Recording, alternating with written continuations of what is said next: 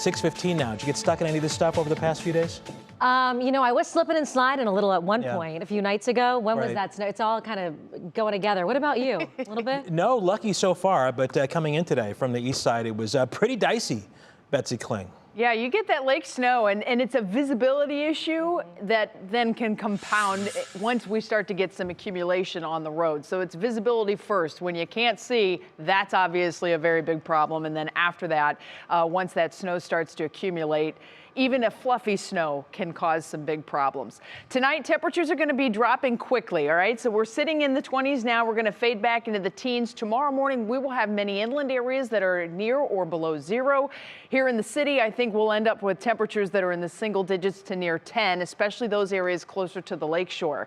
We do have that north flow that continues. We are still seeing lake effect, and you know where I'm going with this. Where bands persist, that's obviously where we're going to have our best chances for any kind of accumulation over maybe an inch or two. We could get upwards of 3, 4, 5, maybe really fluffy 6 inches if we can get a good band going. But we're kind of getting into the overnight, and it looks like things are starting to shift around a little bit. All that being said, winter weather advisory till 4 a.m. from Medina, Cuyahoga, Summit, and Geauga counties. And there you see the big picture getting a little bit more defined here with our couple different bands that are coming down. And as Russ mentioned, it can get dicey real quick.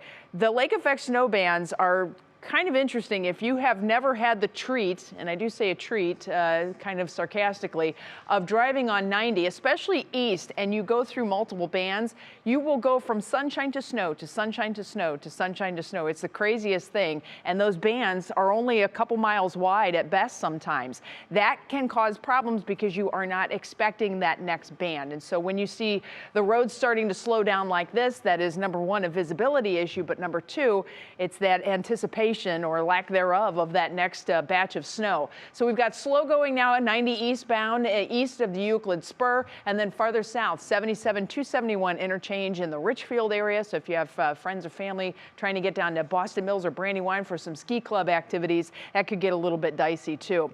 As for a live look around town on some of the cameras, things are moving along beautifully here in downtown Cleveland. 71 at 271 in Medina, we are seeing some light snow falling in that area. In Akron, I-77 at the Akron-Canton Airport, moving along smoothly. Obviously, the west side looks great. There's a look at Mayfield, and right now that's where one of those squalls is coming through, and they are seeing some light snow accumulations on some of the roads, so changeable conditions there possible. The really big picture across the region here shows that we're not alone in this lake effect. The lake effect, of course, coming in off of Superior, Michigan, Huron as well, and we are kind of on the receiving end of not one, but 2 lakes worth of moisture. So if you kind of connect the dots here, you can see how all the clouds eventually train around. That is why we got the little bonus snow today. We had one more lake to help prime that moisture because the air in place now is pretty dry, relatively speaking. Tomorrow night, even drier air moves in, and that's when the temperatures really go down. Here's your National Designer hour-by-hour forecast. In the early morning, look at the below zero temperatures farther to the south. Can you tell where the drier air is? We have a lot more changeability with the temperatures with calm winds in dry air situations and a snowpack on the ground. So 8 below tomorrow morning, potentially in Ashtabula. Whereas farther west, we're going to hold on to the clouds. That northeast wind is going to help us out.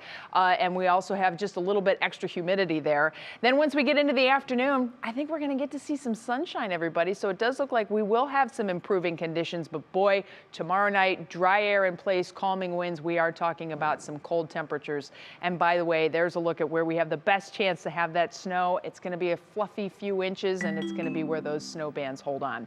Union Home Mortgage forecast, temperatures down around 0 for Saturday morning, but we'll get better from there. Matter of fact, up toward freezing on Monday. Falling temperatures coming our way again on Tuesday. Russ? All right, Betsy, thanks so much.